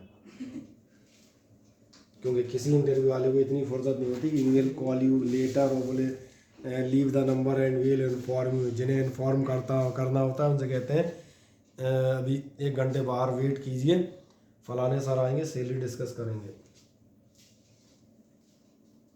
सही है ना। जिन्हें लेना होता है उसे क्या कहा जाता है, बाहर रिसेप्शन में जाके वेट कीजिए, लंच के बाद बोले 2 बजे मैनेजर सर आएंगे या फलाने सर आएंगे, वो आपसे डिस्कशन करेंगे, सैलरी फाइनल कर लेंगे। और जिनको नहीं लेना होता, अगर आपसे कह दिया गया है okay leave your contact number we will inform you later, तो लेटर को एक्चुअली नेवर सुनना, स्पेलिंग मिस्टेक हो रही है। समझ आ गया। चले अब मुझे एक अगली बात बताएं, क्या आप नेक्स्ट क्वेश्चन कर लेंगे? नेक्स्ट क्वेश्चन अपन ओरल कर ले जाएंगे अगर आप दिमाग लगाएंगे तो। क्या कह रहा है, proton moving with a speed of 3.4 into 10⁻⁷ metre per second. क्या आपको ऐसा नजर आ रहा है, आपको दी गई है प्रोटॉन की स्पीड, और एक मजेदार बात आपको प्रोटॉन दिया है, ये भी लिख दूँ क्योंकि प्रोटॉन का चार्ज मैंने कहा आपको पता हो 1 इलेक्ट्रॉनिक चार्ज यानी +1.6 10⁻19 होता है जहाँ ज़रूरत पड़ेगी। Enters a magnetic field direction perpendicular to the field. Direction perpendicular to the field का मतलब आपको थीटा इज इक्वल्स टू 90 भी दे रहा है। और क्या कह रहा है, इंटेंसिटी ऑफ मैग्नेटिक फील्ड यानी आपको बी भी दी गई है इतने वेबर पर मीटर स्क्वायर। तो फिर जानना क्या क्या चाहता है भैया, क्या जानना चाह रहा है, calculate the force exerted on proton. क्या आप फोर्स एक्सर्टेड ऑन प्रोटॉन नहीं निकाल पाएंगे? मैंने कहा था क्वेश्चन ओरल करना है, तो क्या क्या नोट करोगे तुम। अभी पीछे कह रहा था फोर्स कितना होता है, बी क्यू ही साइन 90, बी आपको दिया है 2.0 weber per metre square, charge of proton मालूम होता है, स्पीड दे ही रहा है, साइन थीटा के लिए कुछ ना कुछ देगा, normal perpendicular eight an angle of 60 degree, ये तो बदलते रहेंगे, इनका कोई वो नहीं। तो मुझे नहीं लगता है इस क्वेश्चन की हिंट भी आपको लिखनी चाहिए, ज़्यादा हो तो एफ बराबर बी क्यू ही साइन थीटा लिख दो, दैट्स ऑल, उतना लिखना ही पर्याप्त है। ठीक है, चलिए एक नेक्स्ट क्वेश्चन पे हम जाएंगे आगे। नेक्स्ट आप कहाँ बढ़ेंगे, ये क्वेश्चन मैं नहीं करूँगा, नंबर नेक्स्ट, हाँ या ना, करूँगे नहीं करूँ, जल्दी बताओ। प्रोटॉन इतना मूविंग विद वेलोसिटी इतना, एंटर से मैग्नेटिक फील्ड इतना, from direction at 30 degree, sine 30 हो जाएगा लास्ट में, साइन 30 मतलब जो इनटू हो रहा होगा उसको आधा कर देना, वही कह रहा हूँ, साइन 30 मतलब जो इनटू हो रहा हो उसको लास्ट में आधा कर देना, खत्म बात है, उसको छोड़ दूँ मैं। एग्जैक्टली सिमिलर क्वेश्चन है, नेक्स्ट पढ़ें। Electron is revolving in a circle with speed this much. Electron एक सर्कल में इतनी स्पीड पे घूम रहा है, magnetic field intensity this much. अब इतनी देर में स्पीड और मैग्नेटिक फील्ड इंटेंसिटी ये टर्म पकड़ में आने लगे होंगे, क्योंकि अब तक मेरा ख्याल है तो नींद खुल गई होगी, है कि नहीं? हाँ। क्या कह रहा है, calculate the radius of the circular path. Circular path की रेडियस बताएं। सर्कुलर पाथ की रेडियस हम कल ही डिस्कस कर रहे थे। पहला पार्ट, सर्कुलर पाथ की रेडियस होती है r is equals to mv upon V Q. और फंस गए, अगर मध्य प्रदेश बोर्ड का स्टूडेंट है तो फंस गया, क्योंकि उस पास मास ऑफ इलेक्ट्रॉन और चार्ज ऑफ इलेक्ट्रॉन नहीं होते, उसे याददाश्त के भरोसे जाना पड़ेगा। मतलब ये है कि आपके पेपर में फर्स्ट पेज पे दिए होते हैं। मैंने कहा मध्य प्रदेश बोर्ड वाला है तो फंस गया, क्योंकि जैसे ही r बराबर M V upon V Q लिखोगे, बताओ m 9.1 इंटू 10⁻31, बढ़िया, समझ में आ गया था। अब बढ़ जाए आगे, v भी होगी कहीं ना कहीं, कहाँ दी थी अभी, टिक तो कर रहे थे, ये रही, अपॉन b आपको दी गई है, और फिर अगला चार्ज ऑफ इलेक्ट्रॉन मैंने कहा था। अब आपकी याददाश्त काम में आएगी, 1.6 10⁻19, और सबसे खास बात काम में आएगी इनटू, जहाँ पावर्स को इनटू कर लेंगे। So should I solve it और not? I hope so not. हाँ, सेकंड पार्ट जरा देखें। सेकंड पार्ट इसका आपसे क्या कह रहा है, सेकंड पार्ट कह रहा है पीरियड ऑफ रिवॉल्यूशन और शायद काइनेटिक एनर्जी। मुझे लग रहा है इन सब के लिए आपके पास फॉर्मूले लिखे हैं यार डायरेक्ट, वो 2πm/bq है टाइम पीरियड, और 2πm/bq है, तो समझ में आ रहा है क्या होगा। जैसे अगर कह दिया जाए कितनी आ रही थी शायद ये,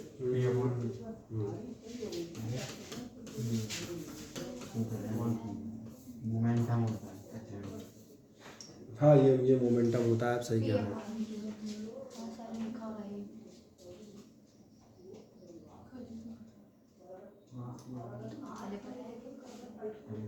हम दोबारा ही कराते हैं, हम तो 4-5 बार करा चुके।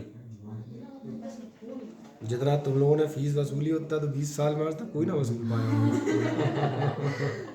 तो सही बात है। 2πm/bq है, तो मेरा ख्याल है अब तो यार वही तो क्वेश्चन है, तो करना क्या है, एक वैल्यू और पूछूंगा, पाई और बता दो बस, तो फिर उसमें बचा ही क्या, वही तो है टाइम पीरियड। काइनेटिक एनर्जी याद आ जाएगी। काइनेटिक एनर्जी भी आपके पास लिखी है, half v² q² r²/m, check कर लें, सब लिखा है आपके पास। या आपने साइक्लोट्रॉन लिखा है, वहाँ आपने काइनेटिक एनर्जी भी लिखी है। और अगर मान चले आप साइक्लोट्रॉन का टॉपिक नहीं पढ़ रहे तो भी कोई समस्या नहीं है। काइनेटिक एनर्जी कहाँ से निकल आएगी मालूम है? काइनेटिक एनर्जी होती है हाफ mv², क्योंकि एक आदमी पूछेगा साइक्लोट्रॉन सर इस साल हट गया है, कहीं काइनेटिक एनर्जी पूछ दी तो हम क्या करेंगे? मैं कुछ नहीं करेंगे, अपन पढ़े लिखे लोग हैं, अपन 11th पढ़ के आए हुए हैं, 10th 11th। Kinetic energy half mv² होती है। और ध्यान से देखो, अभी तुमने लिखा था r बराबर कितना होता है, लिखा था, इसका मतलब ध्यान देखना, आपकी काइनेटिक एनर्जी हो जाएगी हाफ m v, दिख रहा है अब?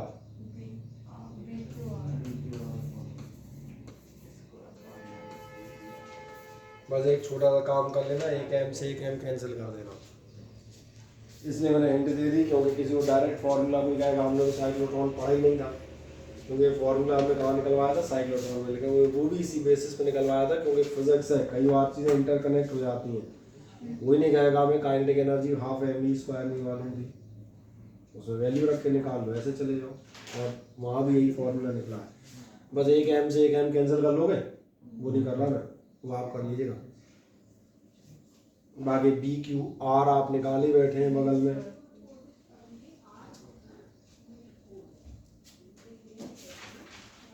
कर दें इतनी हिंट नोट, फिर हम आगे की तरफ बढ़ेंगे। कर दिया? हाँ ना, बताओ। चलें एक और क्वेश्चन में हम इसके बाद जाते हैं। अगला क्वेश्चन है, wire of length 50 centimetre carries a current of this much, the wire is placed in a uniform magnetic field। अब जाता हूँ, अब ये टॉपिक, अगला टॉपिक है, कौन सा टॉपिक है? जो आपसे कहता है कि आपने कोई करंट कैरिंग कंडक्टर किसी मैग्नेटिक फील्ड में रखा है।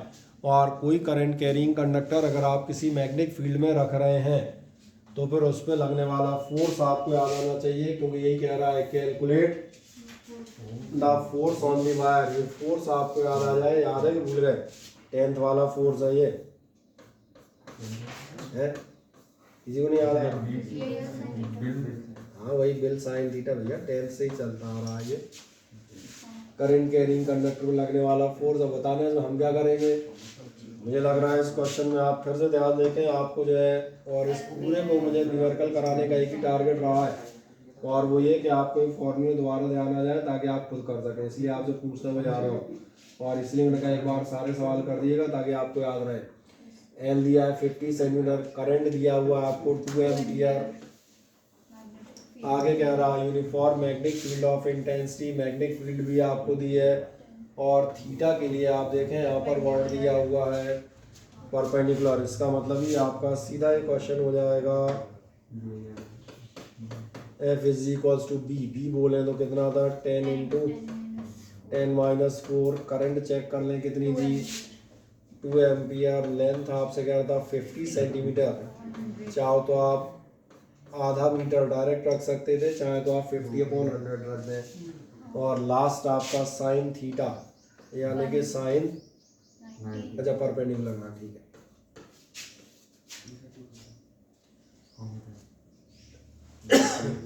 बोलो, कोई दिक्कत?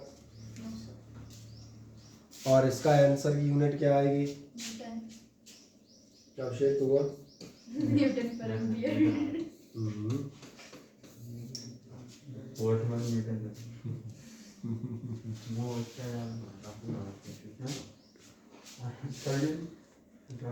कर लेंगे। दूसरा भी वही है। थीटा की वैल्यू चेंज कर दी। Placed an uniform this placed an angle 60 degree. Actually क्या है, ध्यान से देखें, आपके अलग अलग दो सेट में आया था ये क्वेश्चन। एंगल 60 एक ही ईयर का क्वेश्चन है, दो अलग अलग सेट में आने की वजह से क्या हुआ था, केवल कुछ नहीं था, एक आध वैल्यू चेंज करके वही उन्होंने इसमें था वही दूसरे में, देखो ध्यान से तो समझ में आ जाएगा अपने आप। हाँ सेम है, उस परपेंडिकुलर की जगह एंगल 60 होती है। सेट ए और सेट भी नहीं रहते, तो दो सेट का अलग अलग क्वेश्चन है, दैट्स ऑल, और कुछ नहीं है। जरा सा चेंज करके वही सेम एग्जैक्ट वही लैंग्वेज रिपीट है, फोटो कॉपीड है।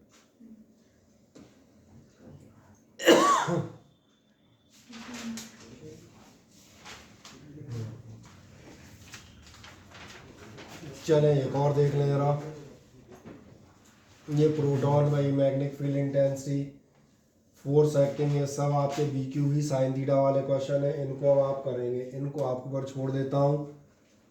तो फिर मैं कौन सा करूँ, एक मैं गैल्वेनोमीटर वाले और आपको बता दूँ, ठीक है ना। और जो बीच के नहीं आए मुझसे पूछ लीजिएगा। जैसे अगर आपका एक क्वेश्चन कह रहा है क्वाइल हैविंग 20 टर्न्स, एक क्वाइल में आपके 20 टर्न है, यानी क्या दिया हुआ है, बढ़िया, ये आपको दिया हुआ है 5 सेंटीमीटर लॉन्ग, यानी आपको लेंथ दी है, 2 सेंटीमीटर वाइड यानी ब्रेथ दी है, तो बढ़िया। ये क्या दिया है एल, ये क्या दिया है ब्रेथ, क्या इतना नज़र आता जा रहा है साफ साफ, कहीं से कहीं तक कोई दिक्कत। Coil having this much turn, this much length and this much breadth, और आगे जाए लेंथ और ब्रेथ के बाद फिर क्या दिया हुआ है, coil is suspended in a uniform magnetic field of this much, 15 milli ampere current flows in the coil, calculate the torque. और ये क्वेश्चन तुम नहीं कर पाए मतलब तुम कुछ नहीं कर सकते। टॉर्क का फॉर्मूला याद है कॉइल पे, पूरा बताए, पूरा इसलिए क्योंकि हो सकता है कि इसमें एंगल दिया हो, नहीं दिया तो परपेंडिकुलर मान लेना, लेकिन अगर दे तो ध्यान रखना। तो मुझे लग रहा है आप कर लेंगे, अब तो कुछ नहीं करना यार। हाँ एक चीज़ और बता दूं, वो आप पूछेंगे एरिया कहाँ से मिलेगा, वो भूल जाएंगे, 10th पास करके आए थे। हाँ एल और बी इसीलिए दी गए ताकि आप लेंथ इनटू ब्रेथ एरिया निकाल लें। Yes sir.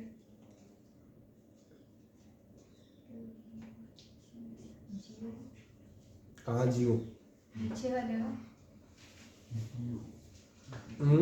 नीचे वाले क्वेश्चन में क्या है नीचे वाले क्वेश्चन में, रेजिस्टेंस जी ओम।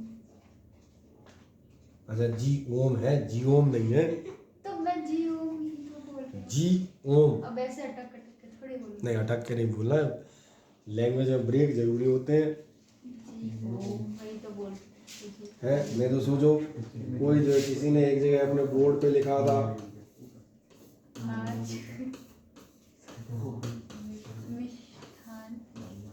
मिष्ठान भंडार, चलते हैं।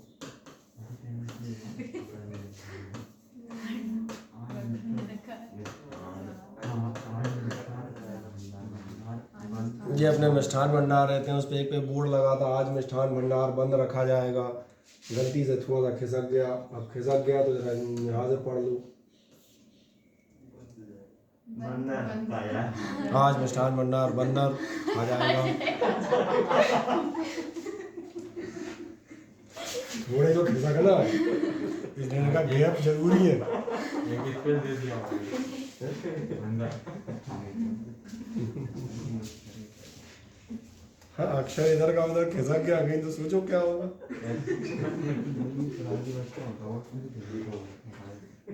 और ये वाली नोटिस तो कई बार ध्यान दी होगी, कई दुकानें रहती हैं आज बंद रखी जाएगी, बंद रखा जाएगा।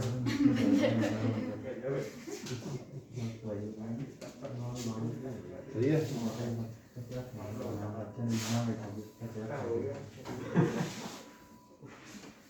ऐसे करते हैं। चलो अब तो कर लोगे। अब मैं अपन पढ़ते हैं, ये क्वेश्चन थोड़ा सा अच्छा है, इसको मैं करा देता हूँ। Galvanometer of resistance G ohm, galvanometer का रेजिस्टेंस जी ओम ही होता है, तो इसलिए उसमें कोई समस्या नहीं आप है। भी तो बिना स्पेस के पढ़ रहे हो। जियो, मैं भी जियो भी बोल रही थी।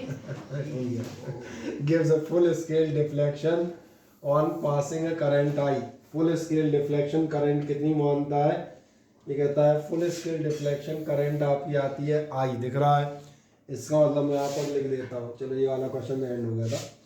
आपको ध्यान है फुल स्केल डिफ्लेक्शन करंट ये होती है आई जी, उसको मैंने आई मान लिया। आप क्या कर रहा है, how will you convert it, आप कैसे कन्वर्ट करेंगे it into an ammeter of range N I. इसका मतलब जो आपको नापने वाली करंट है वो कितनी होगी। अब कंफ्यूज मत होना कि आई जी बराबर आई और आई बराबर एन आई, मतलब समझ में आ रहा है। ये मैंने तुम्हारे जो पुराने नोटेशन है उनके मुताबिक दिया है कि आपकी आई जी जो फुल स्केल डिफ्लेक्शन करंट थी वो कितनी थी। मैं यहाँ पे लिख देता हूँ, ये है फुल स्केल डिफ्लेक्शन करंट और ये है आपकी, चलो आई हटा दो, नहीं तुम कहोगे आई बराबर है ना, ये कैसे होगा, एक आध गणित वाला पकड़ लेगा आई बराबर है ना, बताओ, है ना। अब याद आ गया, तुमने उसके हिसाब से लिखा था जो आप फॉर्मूला लिखते थे, याद आ गया। अब आपसे कह रहा है how will you convert it into an ammeter. तो एक काम करें, पहले दोनों डाटा नोट कर दें। Full scale deflection I G is equals to I, और मेन करंट कहलाती है या मेजरिंग करंट कहलाती है, वैसे हम जनरली मेन करंट इस्तेमाल करते हैं। वो आपको कितनी लेनी है, एन आई। लिख दिया इतना।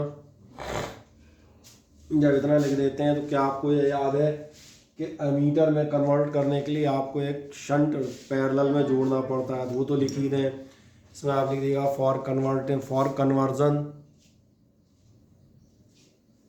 a shunt of resistance S, for conversion a shunt of resistance S is connected in parallel,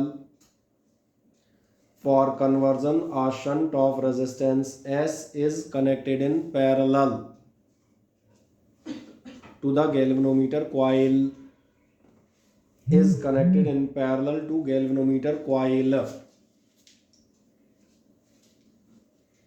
और is connected in parallel to galvanometer coil करोगे तो बस अब सवाल ये आएगा वो एस है कितना। एस आपको मालूम है कितना होता है, एस इज इक्वल्स टू होता है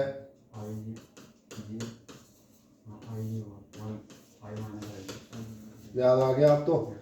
एस बराबर कितना होगा, ये होगा आपका जी, आई जी थी हमारे पास, आई जिसे आई कहा गया है वो फुल में मेन थी, उसकी जगह आप कितना रखेंगे एन आई, और माइनस ये कितना था, बस देखो ध्यान से, तुम्हारा आई कैंसिल हो चुका है और आपका कितना आ जाएगा, S is equals to G upon N minus one. मैंने विद प्रूफ कर दिया है। बाकी आपको याद होगा अगर एक नंबर का या ऑब्जेक्टिव होता तो आपके पास इसका डायरेक्ट आंसर भी है। जब आपको nth पार्ट निकालना हो n टाइम्स हो तो कितनी क्रम चाहिए होता है, n माइनस वन। ये मैंने इसलिए कर दिया है ताकि न्यूमेरिकल पार्ट के हिसाब से पूरा सॉल्यूशन हो जाए, ठीक है।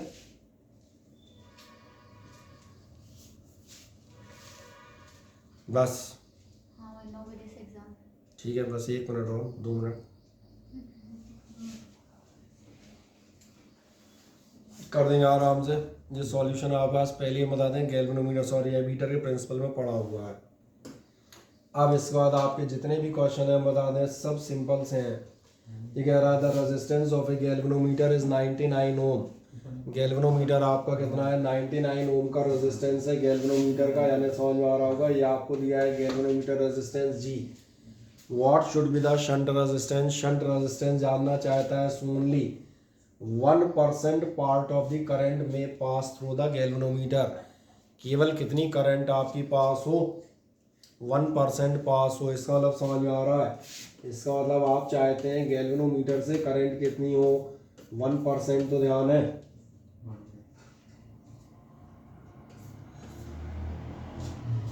क्या ये सेंटेंस समझ में आ जाता है, हाँ या ना। क्या चाह रहे हो, 1% ऑफ द करंट में pass through the galvanometer. Galvanometer की करंट कितनी होनी चाहिए, 1%, यानी 1/100। और ध्यान देखना, मैं और सिंपलिसिटी के लिए लिख देता हूँ, और सिंपलिसिटी के लिए। अब भी तुम्हारी अकल नहीं चले तो अब मैं कुछ नहीं कर सकता। पिछले पेज पे तुम यही प्रूव कर रहे थे, प्रिंसिपल शंट का तुमने यही पढ़ रखा है। इसलिए मैंने कहा वैसे तो मेरे लिए ओरल क्वेश्चन था, पर मैंने दिखा दिया है। एस कितना होना चाहिए, जी अपॉन एन माइनस वन होना चाहिए। मेरी बात समझ में आ गई। इसलिए आप याद रखेंगे एस बराबर कितना होता है, एस बराबर होता है जी अपॉन एन माइनस वन। तो जी आपका कितना दिया हुआ है, जी दिया है 99 अपॉन, क्या तुम्हें एन अब तक समझ में नहीं आया कितना है, आई अपॉन एन लेते हैं तो आई अपॉन 100 दिख रहा है। एन बराबर आपको 100 दिया हुआ है, तो इसलिए सीधा कितना हो जाएगा, 100 माइनस 1 और एक मजेदार बात 99/99 यानी कितना आएगा